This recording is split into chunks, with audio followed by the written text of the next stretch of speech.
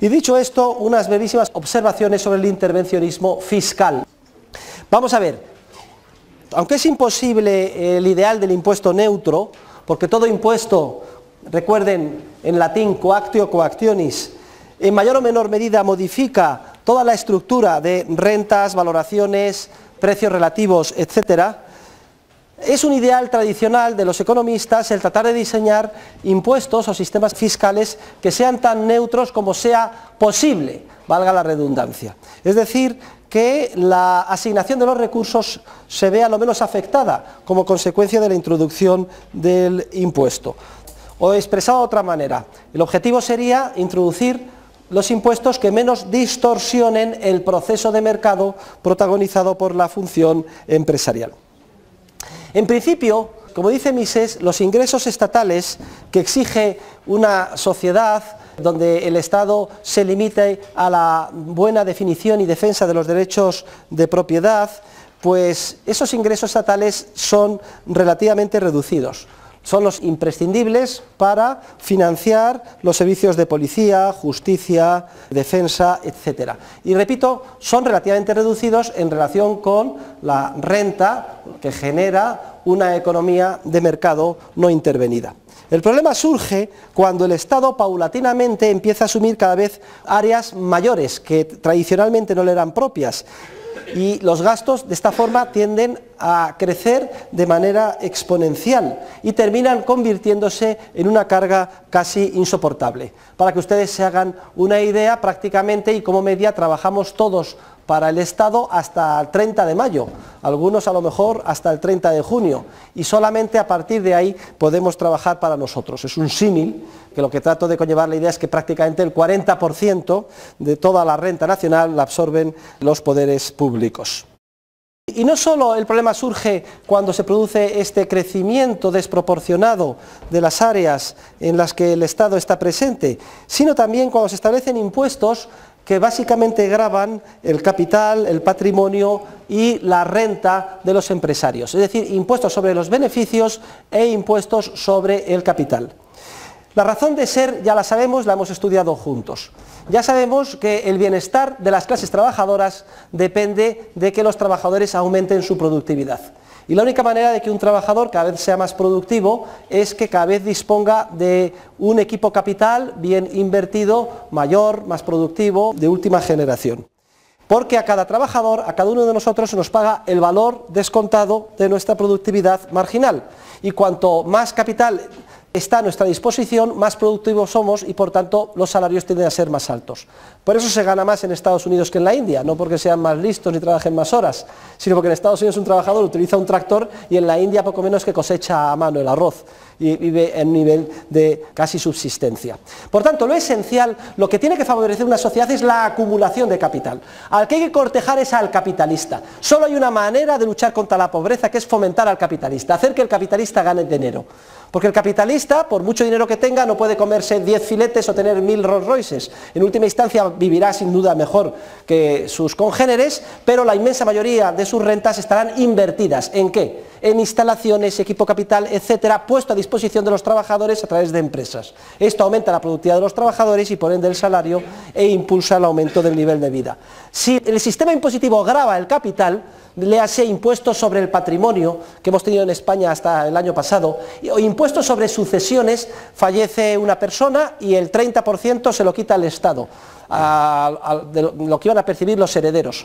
Entonces hay un proceso de contracción de la acumulación de capital que en última instancia termina perjudicando a los trabajadores porque les hace menos productivos de lo que podían ser. Y también son enormemente perjudiciales los impuestos que gravan los beneficios empresariales. Ya saben ustedes que el proceso de mercado lo impulsa la fuerza de la creatividad empresarial y que los beneficios empresariales son las señales que indican a los empresarios dónde deben de invertir, de la misma forma que las pérdidas les indican dónde deben de desinvertir. Pues bien, si El sistema impositivo grava los beneficios empresariales, por ejemplo, de una manera progresiva, el 40%, el 50% de lo que ganas te lo quita el Estado. Entonces es como si esas señales esenciales, que son los beneficios, se embadurnaran, se ensuciaran, como si alguien echara barro a las señales de tráfico, y entonces los que estamos conduciendo no supiéramos muy bien si es verde y podemos pasar o si es rojo y debemos de pararnos. Pues lo mismo pasa, los beneficios son las señales esenciales, y donde se gana dinero significa que hay que invertir ahí, donde se pierde que hay que desinvertir, pero si viene papá Estado y se lleva una parte muy importante de los beneficios, todas esas señales se distorsionan.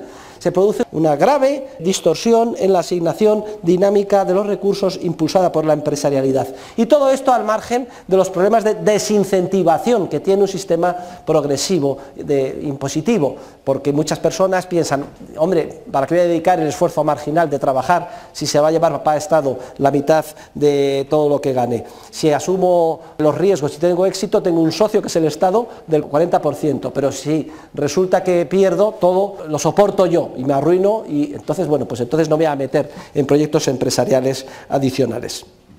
Al margen de circunstancias como la actual, en la que estamos saliendo de una profunda recesión económica y los agentes, todos nosotros, sean economías domésticas, familias y empresas, tratamos de sanear nuestros balances, tratamos de reducir costes, tratamos de devolver préstamos. Necesitamos para ello el máximo de renta disponible. Si se nos aumenta el IVA, se nos aumenta el impuesto sobre los rendimientos del capital mobiliario, etcétera, nos queda menos margen para sanear nuestros balances, y además se grava, en el caso del incremento sobre los impuestos sobre los rendimientos del capital mobiliario, precisamente la fuente de aumento de la productividad de los trabajadores, que es la acumulación de capital.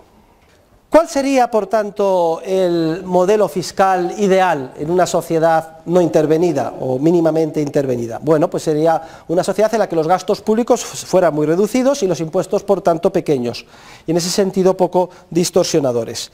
Desde el punto de vista fiscal, lo esencial es que los impuestos no graven nunca ni el patrimonio, ni las herencias, ni en general el capital acumulado, por las razones ya indicadas, y tampoco los beneficios empresariales. El impuesto ideal, desde el punto de vista teórico, que menos distorsiona una economía, es el impuesto único de encabezamiento, lo que se llama en inglés el poll tax, porque es lo más similar a la conceptualización del sistema público como si fuera un club. Cuando ustedes se inscriben en un club deportivo, o un gimnasio, o de baile, etcétera, todo el mundo paga la misma cuota, ¿sí o no? Bien, pues lo mismo sería con el Estado. Nosotros somos socios de un club, el Estado, y pagamos todos una cuota que es la misma por ser socios de este club. Esto es lo que menos distorsiona el proceso de mercado. Se llama poll tax, impuesto único de encabezamiento. En determinados momentos de la historia ha estado en vigor y es lo más eficiente, y además también para aquellos de ustedes que sean amantes del ideal democrático es lo más democrático, porque además permitiría la decisión ad hoc desde el punto de vista democrático, y sobre todo hoy en día con la posibilidad de hacer votaciones en tiempo real, con sistemas encriptados a través de Internet, de manera que si se propone, yo que sé, cualquier proyecto, inmediatamente se dividiría entre el número de personas que tuvieran que tributar de forma igualitaria, es decir, la misma cantidad en términos absolutos, y se vería, pues por ejemplo, que se está estudiando, pues yo que sé, financiar tal obra pública. Bueno, pues se divide. ¿Cuánto va a costar? Tantos miles de millones. ¿Cuántas personas hay para tributar? 20 millones. Pues entonces toca cada uno a 300 euros. ¿Están conformes con eso? Y ya verían cuál sería el resultado, porque en muchísimas ocasiones la gente, si detecta que le cuesta en su bolsillo, pues lo pararía a tiempo y pondría a tiempo freno a muchas de las locuras que les presentan sus políticos.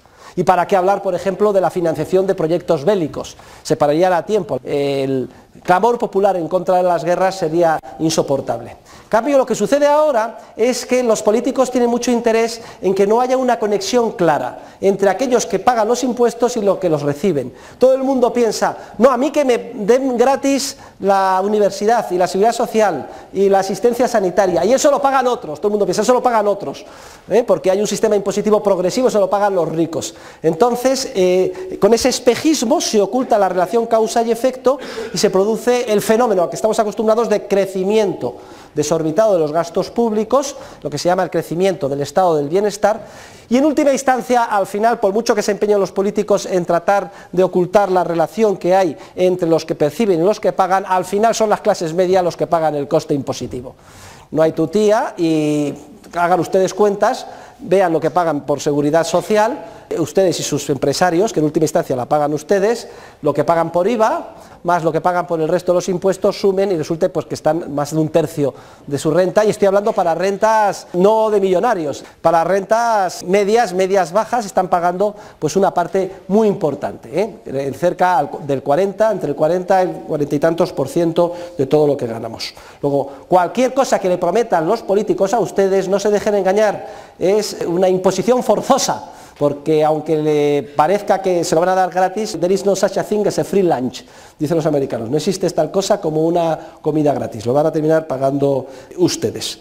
Hay una lectura preciosa, que es el discurso que hizo Ronald Reagan, estaba yo presente ese día en la Fundación Marc, y es muy importante porque explica Reagan su proyecto de reforma fiscal en Estados Unidos. En Estados Unidos había un sistema impositivo prácticamente expropiatorio, el impuesto progresivo sobre la renta llegaba al 60%, había impuestos sobre las herencias que expropiaban hasta el 80%, y Reagan acabó con todo esto, estableció una reforma fiscal basada en reducir los impuestos.